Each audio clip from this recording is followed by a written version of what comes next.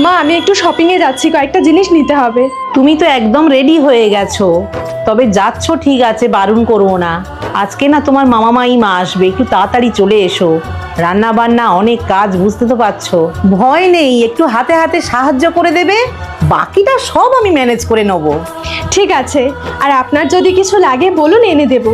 না চাইতেই তো তোমরা আমাকে সবকিছু আগে আগে দিয়ে দাও, আর কি নিয়ে আসবে? মা, তুমি হয়তো ভুলে যাচ্ছ উনি এই বাড়ির বউ, তাই বেশি প্রশ্রয় দিয়ে মাথায় তুলতে যেও না।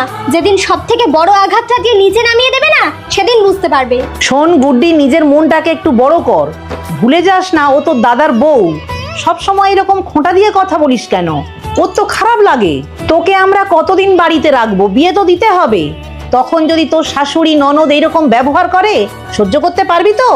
দেখিস বাবা, আবার যেন কেঁদে কেঁদে এই বাড়িতে চলে আসিস না।